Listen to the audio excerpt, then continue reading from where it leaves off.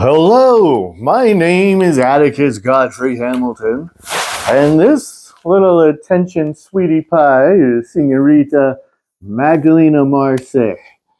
I'm here for part 2 of the 60 in 60 by 60 project, which loosely described is me reading 60 specific books in the next 60 months, at the end of which I will turn 60 years old.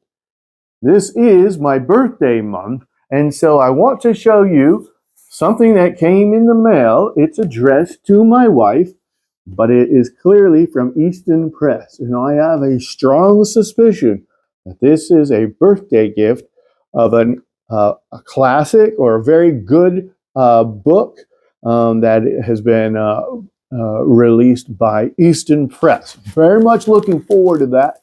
I thought I would share that with you.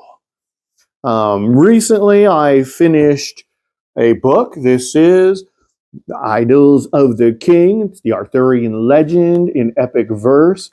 It's very good. It was just a little strange when I thought I was at the end and there was one more chapter entitled To the Queen. And so I thought, oh, well, they're going to wrap this up with Guinevere, which at this point in the saga, she was in a nunnery. So I took a break. I came back to read the final chapter. It turned out it was only 2 pages, and it had nothing to do with Guinevere. The author, Alfred Lord Tennyson, was addressing the Queen of England, which was, I think, Victoria, directly with a couple of verses at the end, which was just odd. But otherwise, a great piece of literature. I also finished Robin Hood, which was the first book in this project that I wanted to read. I did finish it. It's by Henry Gilbert. And this was also very good, high B plus area. But he did include a few almost parenthetical adventures at the end that didn't really fit with the tight plot. And it was just like, I don't know, this is like something that would have ended up on the cutting floor if it was a movie. So that was an awkward ending, but still high B plus. Now to the second dozen of the books that I'm reading for the 60 in 60 by 60 project. Here we go. We're starting with The March by E.L. Doctorow, I think is how you say his name. And this is about Sherman's march to the sea during the Civil War. This was very instrumental in turning the tide in the favor of the Union during the Civil War. He and his soldiers just wreaked havoc. I understand this is, I think, somewhat from, it may be from both perspectives, North and South, or it might just be from William Tecumseh Sherman's eye. That's the first book in the second dozen. This is the only Charles Dickens novel in this project. Now, there at one time I had The Old Curiosity Shop was going to be in this project, and also Nicholas Nickleby, but I bumped both of those to make room for other books, and it remains to be seen if I'm going to regret that. I might read them anyway. They're just not in this project.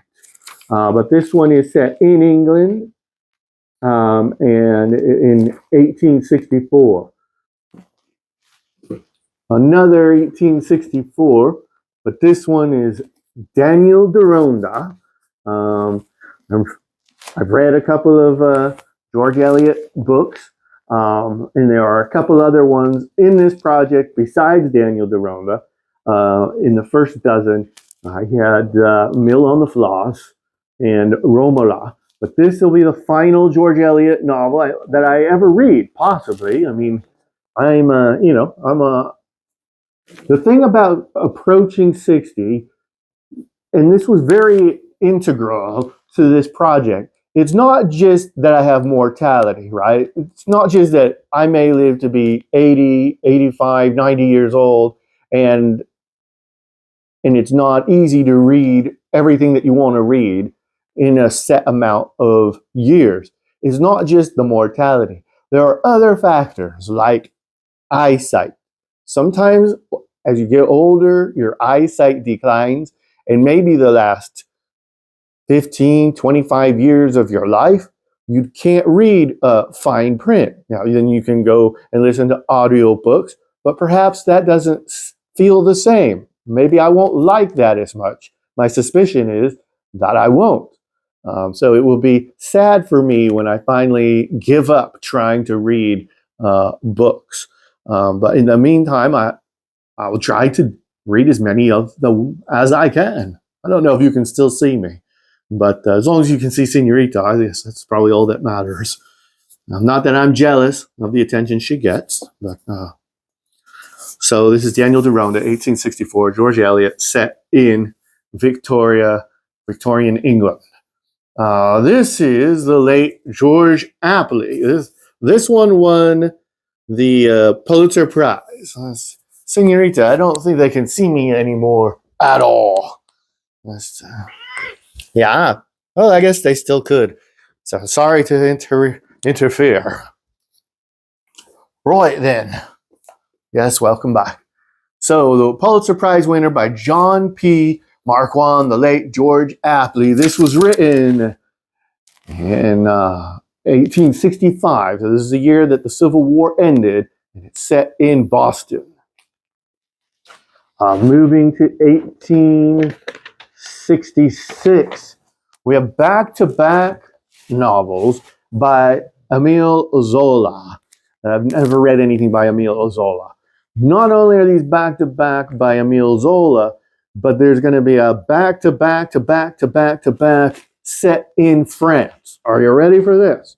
Here's Germinal by Emile Zola set in France. Nana by Emile Zola set in Paris. The French Lieutenant Woman by John Fowles set in France, 1867. And then back to the United States. This is News of the World, a novel by Paulette Giles. Now this came out in the last 10 years, I think.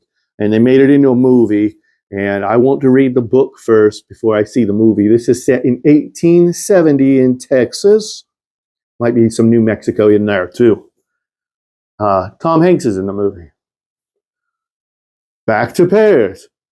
Gaston Leroux's The Phantom of the Opera. This is one of the most well-known titles. Largely because of the Broadway play Phantom of the Opera, which I have had the pleasure of seeing in person twice. And both experiences were momentous. But I have never read the book, and I'll take care of that. That is set also in Paris, 1870, but I think maybe it goes back and forth, maybe a couple of decades in the narrative. This is set in Boston, and you can almost guess that it's set in Boston because the title is The Bostonians by Henry James. And I don't mind admitting I am fearful of tackling any Henry James novel. Now, I've read a couple that I enjoyed, but I've also read one or two or three that were extremely challenging. And by that I mean I can read a sentence, or I can read a paragraph, I can read a page or a chapter. It doesn't matter the amount that I read. If I stop to think about what I just read, I am usually perplexed. I do not understand what I just read. I keep trying. So wish me luck. This is My Antonia by Willa Cather. Now, O Pioneers was written by Willa Cather, and that is one of my favorite novels. This is set in Nebraska, 1883, according to my notes. So I'm very much looking forward to this. One of her more famous novels. And O Pioneers had a very strong female protagonist, and I think that's important.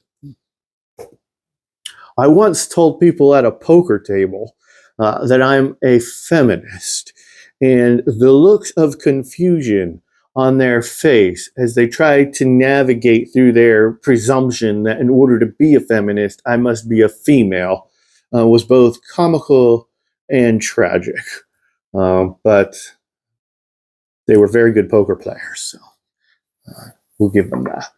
This is the last one in the second dozen of the 60 and 60 by 60 project, and this is actually 3 books in one. It's one. This is the volume that I bumped one of the Charles Dickens novels out of this project for. This is by John Galsworthy.